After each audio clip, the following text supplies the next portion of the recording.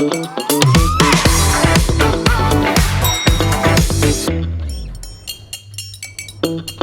இல்லாம colour print பண்ணுங்க, அதுவும் மிக குறைஞ்ச விலையில. Epson eco tank printers. இது வெறும் ஃபேபுலஸ் இல்ல, இது டோட்டலி பிரிண்டபிளஸ். அதாவதுங்க வரும் சட்டமன்ற எலெக்ஷன் 2026 விஜய் யாரும் கூட்டணி வைக்கணும் இல்லை தனிச்சு நிற்கிறதான்னு நீங்கள் கேட்குறீங்க இல்லைங்களா? அதுக்கு நான் சொல்கிறது என்னுடைய கருத்து என்னன்னா, கூட்டணி வைத்த ஒரு பலத்தை காமிக்கிறத விட தனித்து நின்று இந்த வரும் 2026 எலெக்ஷனில் அவருடைய பலத்தை காமித்தால் அடுத்த வரும் சட்டமன்ற எலெக்ஷனில் அவருடைய கூட்டணி யார் வைப்பார்கள் அவருடன் என்பதை நான் தெரிவித்துக் கொள்கிறோம். இதுதான் என்னுடைய முடிவு. இது இது எப்படிங்கிறத மக்கள் தான் தேர்ந்தெடுத்து முடிவு பண்ணுவார்கள். அவருடைய இஷ்டம் போல் அவர் கூட்டணிக்கு போகிறாரா இல்லை அவர் தனித்து நிற்கிறார்ன்றத அவர் தான் முடிவு பண்ணுவார். என்னுடைய கருத்து தனித்து நின்று அவர் வாக்காளர்களை வாக்கு சந்தித்தால் நன்றாக இருக்கும் என்பது என்னுடைய கருத்து. இதுவே மிக சிறப்பாக இருக்கும் என்று நினைக்கின்றேன். நன்றி, வணக்கம். விஜய் கூட்டணி வைத்தால் யாரோட வைக்கிறாங்க? விஜய் கூட்டணி யாரோடய வைக்க வேணாம், தனித்து நின்னாலே போதும். இப்போ பார்த்தீங்கன்னா விஜய் அவர்களுக்கு இந்த எலெக்ஷன் பெரிய சவாலான இது பார்த்தீங்கன்னா. அப்புறம் பார்த்தீங்கன்னா இவர் தனித்து நின்று ஒரு முதல்வர் பதவியோ இல்லை மற்றதை வெற்றியை காண முடியும்னு பார்த்தீங்கன்னா அது ரொம்ப கேள்விக்குறியாக தான் இருக்குது. இவர் பார்த்தீங்கன்னா அதே சமயத்தில் பார்த்தீங்கன்னா திமுக கூட கூட்டணியை வைப்பாரான்றதும் ஏன்னா அவர் அதிகபட்சமாக திமுகவை எதிர்த்துக்கின்னு வராரு. அதுவும் தெரில.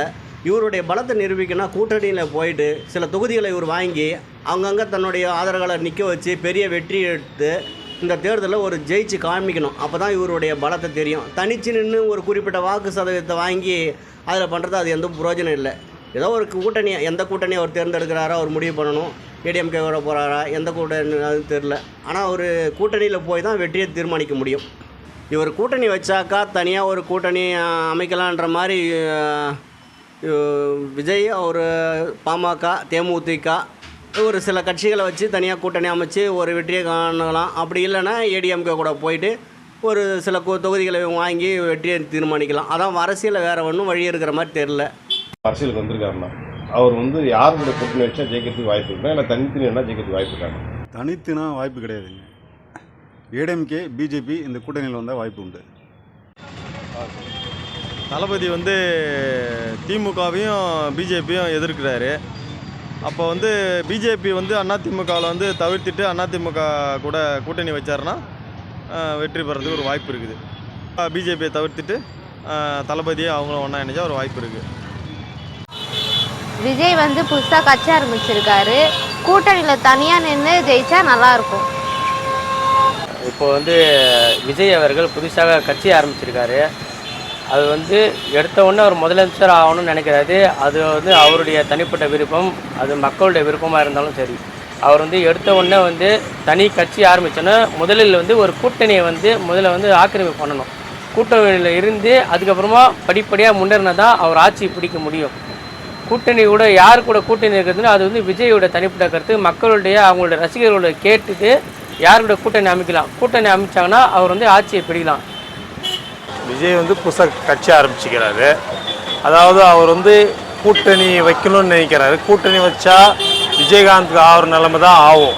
அவர் தனிச்சு நின்று மெஜாரிட்டி காமிச்சார்னா அவர் அடுத்த எலெக்ஷனில் என்னன்னு பவர் அவருக்கு தெரியும். அதாவது தனிச்சு நிற்கணும். ஃபஸ்ட்டு அவர் தனிச்சு நின்று அவர் மெஜாரிட்டி காமிக்க சொல்லுங்கள் ஃபஸ்ட்டு. ஆமாம், இல்லை கூட்டணி இருந்தால் விஜயகாந்தோட என்ன நிலைமை இருக்கோ அந்த நிலைமை தான் அவருக்கும் ஆகும். விஜய் இப்போ புதுசாக அரசியல் கட்சி ஆரம்பிச்சிருக்காரு.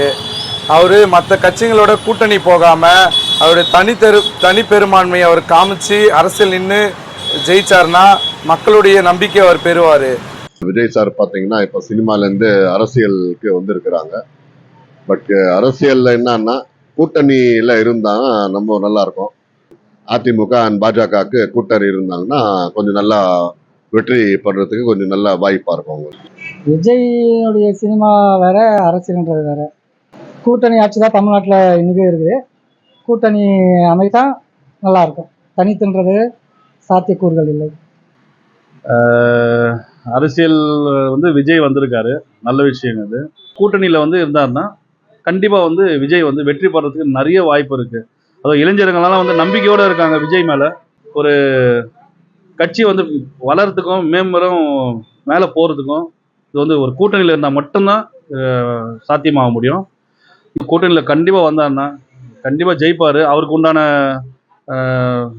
அரசியல் செல்வாக்கு வளர்கிறதுக்கும் இப்போ இருக்கிற பொதுமக்களுக்கு வந்து விஜய் மேல இருக்கிற நம்பிக்கைக்கு கண்டிப்பாக வந்து கூட்டணியில் போனான்னா கண்டிப்பாக ஜெயிப்பார்.